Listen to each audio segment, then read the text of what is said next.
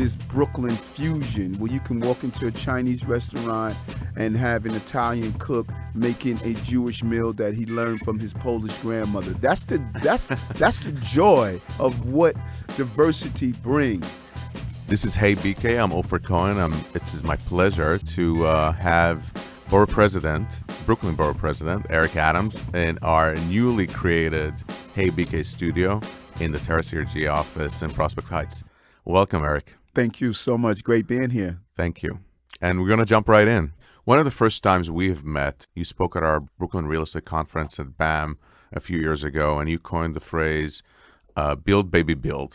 Talk to me about development in Brooklyn and your vision for how we can continue to develop responsibly. That's such a great question. I think that it's so important to understand where we are. If you don't have your finger on the pulse, it's hard really to move forward. And understand the climate on the ground, because a lot of the changing in zoning, the changing in how we develop in the borough is impacted by the political climate. Eric Adams is the first African-American elected to the office of the Brooklyn Borough President. He grew up in Brownsville and has worked as a police officer. His path, along with the search for mindfulness and health, have given him a unique view on the success and failure of city government. Eric Adams has experienced the transformation of Brooklyn firsthand. He now lives in Bedford-Stuyvesant. He began his political career as a Democratic state senator. We talked a lot about real estate, but during our conversation, he told me about his passion to spread his views on healthy living. I am what's called a whole food plant-based eater, so I don't like any processed food, minimum. How long have you been doing it? For about 2.5 years. Wow, yes. You must feel incredible. Mother, who's 80 years old, she joined my same way of life, and she's now off all her meds, no longer on insulin, and she's feeling great. That's amazing. Yeah. And I don't know if we really are paying attention to what is happening to us. We're really concerned about, or we focus on the national dysfunctional atmosphere. Yeah. But the reality, I'm not worried about who's on the national leaders. I'm worried about what we're becoming as human beings. 100%. Just the anger that I see every day, the instant shootings, just the yelling and screaming. Our children must be saying to themselves, what the heck is going on? Right. So the whole notion of we're New Yorkers, we're tough. We can, if you make it here, you can make it anywhere. Maybe it shouldn't be this way. Affirmations come in two levels. You could affirm the fact that you are respectful, that you're mindful, that you're thoughtful, or you could affirm the fact that, hey, we're tough, and songs that say you can make it here, you can make it anywhere. Hey, we don't take any mess. We're New Yorkers. That starts to affirm your characteristics. And in the opposite, we should be affirming things that show the compassion within us, because we do this event we call Heroes of the Month to show actions by everyday New Yorkers and Brooklynites, to be specific. And when you look at the various incidents around the heroes and the things they're doing every day, we don't highlight these people on how they go beyond their call of duty to make sure that their fellow Brooklynite or New Yorker is able to benefit. And there's some amazing stories. We're going to compile all the stories of the various heroes and just show the things that people are doing every day. And so we need to change those affirmations of, we're the tough New Yorkers.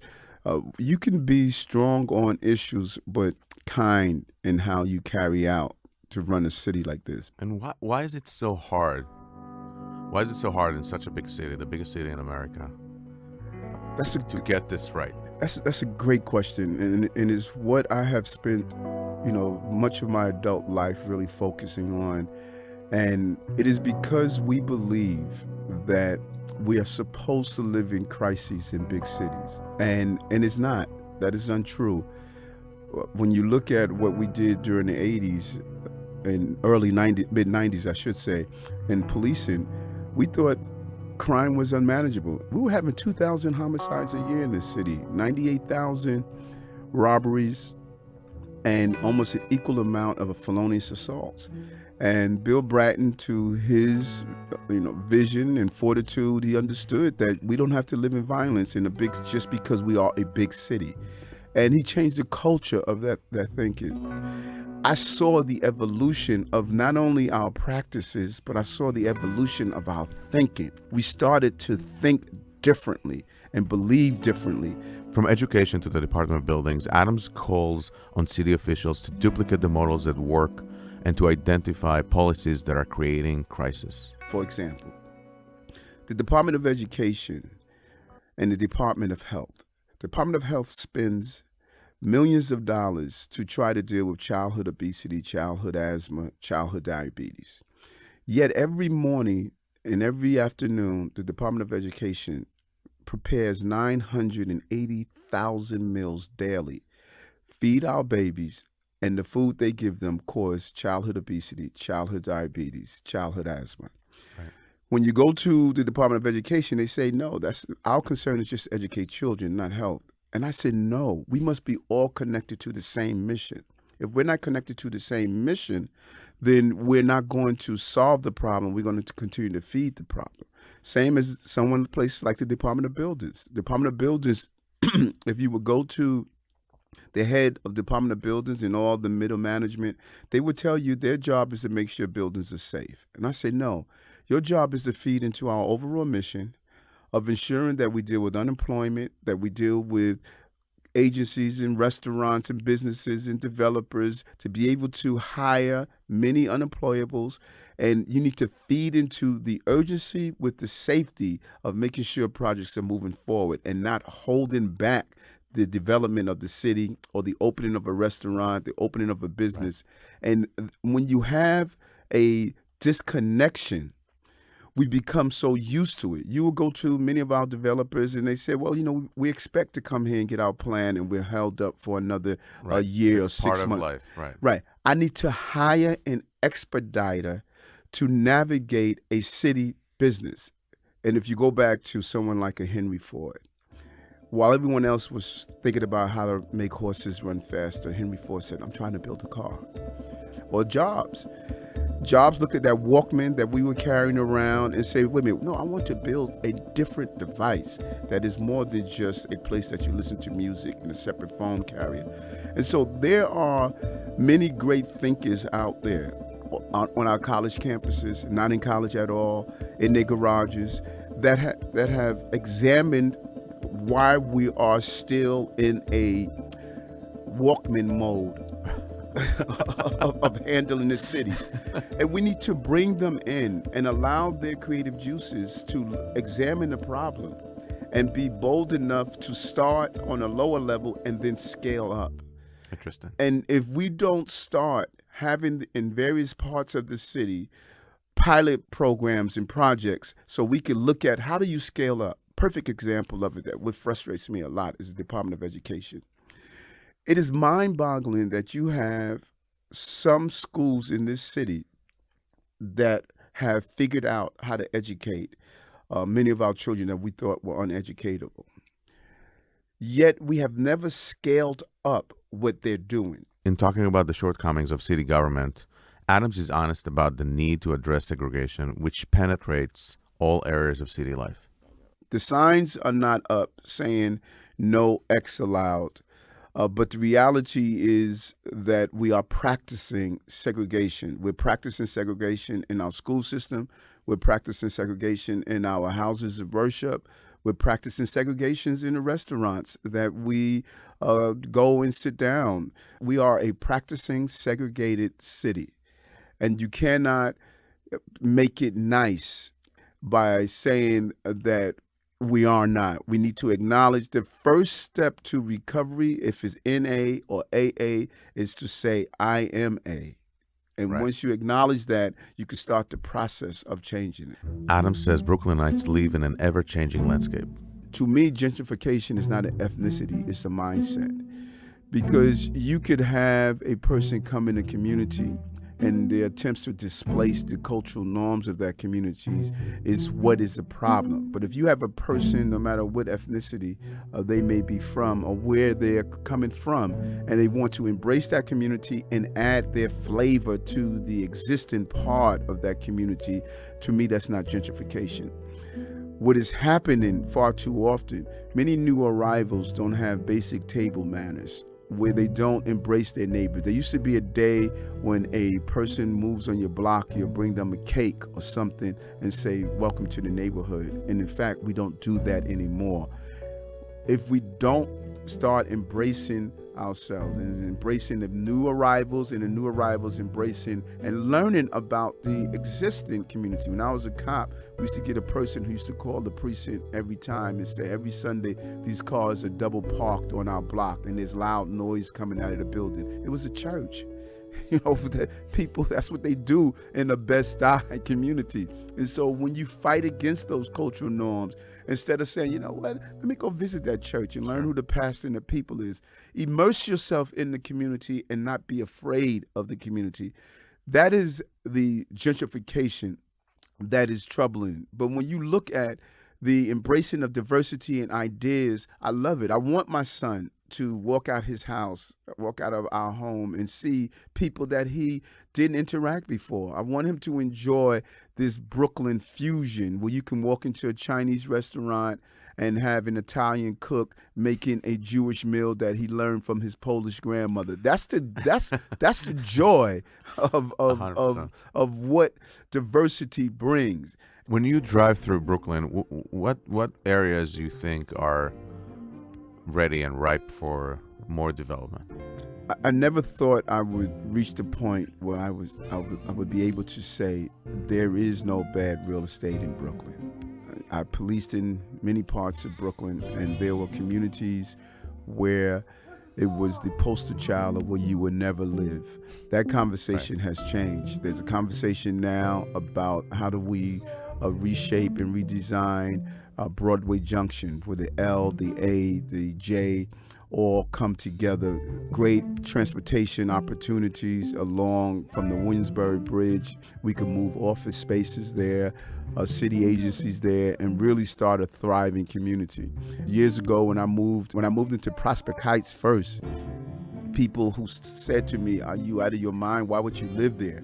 I'm in Bedford-Stuyvesant now, on Lafayette Avenue, and I was not only trying to fight against the big rats running around, but the slick cats that were selling drugs on the corner. It was, the mothers and grandmothers who were holding it down. It was extremely dangerous. We started a small block association, but now my property value has increased 4 times. And some of those seniors who bought their homes years ago and weathered the turbulent years, now they're able to retire if they sell their homes and move to the South or the Caribbean or wherever they want to live and downsize.